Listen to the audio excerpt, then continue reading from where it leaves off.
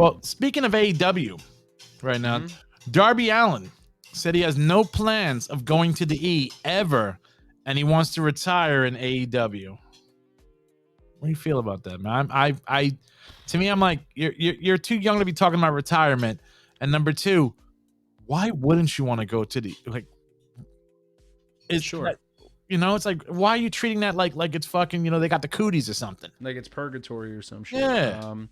Well, what that tells me first and foremost is that he doesn't maturity think he's level? going to have a long career. That's number one. I mean, he is a professional skateboarder too.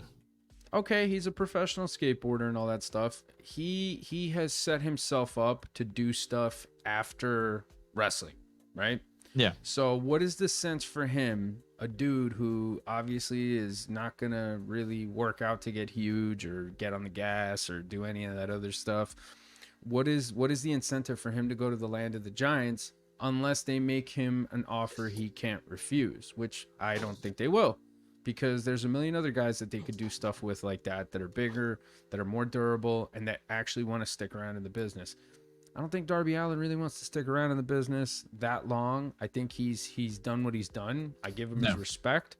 But I think that at the end of the day, it shows you that he has plans outside of wrestling and he's setting himself up accordingly. And you know what? Good on him. If AEW is what suits him and he can keep making money off of that and use it as a way to keep himself relevant, fucking A, why not? But I don't think WWE really had any major interest. I mean, maybe put him in developmental, but you make some action figures out of the guy. Okay. Stuff like that. I'm surprised they haven't done skateboards.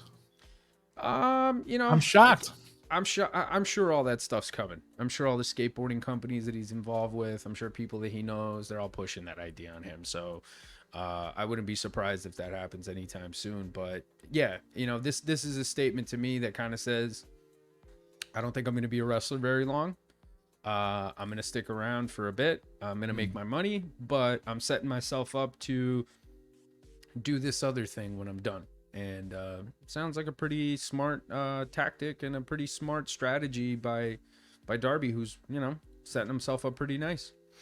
You see him on the Tony Hawk podcast, Hawk versus Wolf. No, I've never seen any of that stuff. But I hear it does very well. I know he's done stuff with like Travis Pastrana and stuff like that. I know he's been on a lot of those podcasts, but again, man, he's a dude that like I respect what he's doing. I really, really do, because he's smart enough to realize he's not going to be a big main event guy. He's not going to be this jacked up, huge fucking guy, right? No. He knows he has a cool gimmick, a cool shtick that people are into. The goth kids. People love the makeup. They love that makeup stuff. Makeup is always over in fucking wrestling, right? He's a suicidal style wrestler, a high risk wrestler. He's with one of the never gets old. He's with one of the gods of makeup. He's with one of the gods of makeup. Yeah, Sting, an OG in the makeup game.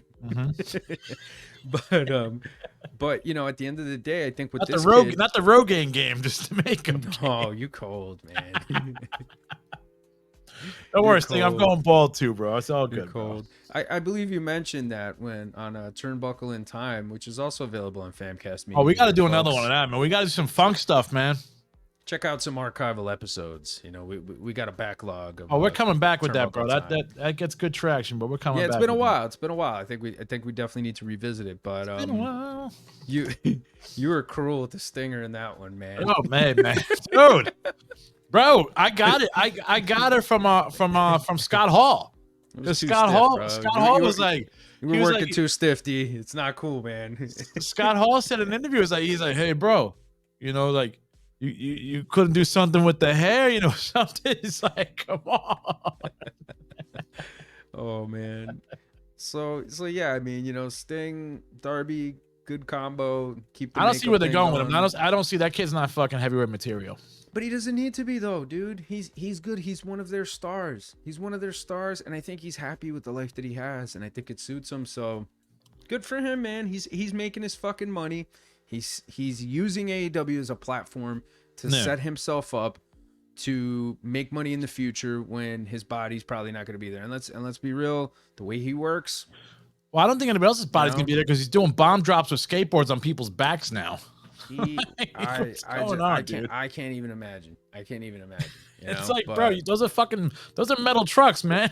You Yeah, dropping on yeah, people's dude. backs. Yeah, dude. But hey, man, good for him. You know, he recognizes what he is. To your point, you know, you said, hey, he's not heavyweight title material. He knows that. He doesn't need to be though, No. because he's an attraction on the card for that audience. So he's their Undertaker. Smart move. Smart move. Him and Malachi Black. He does the spooky guy gimmick. Yeah, I guess you could say so. He does the spooky guy gimmick, but he's something different. You know, he's an underdog. He's a baby face. He's a baby taker. Yeah, he's a baby taker. You know, it's like, No oh, pun look at this intended. kid. No pun intended with that one. Yeah, he's so evil. Look at him. Look at this little guy. He's so evil. Oh man, he's always getting beat up, man. But yeah, man, he never gives up.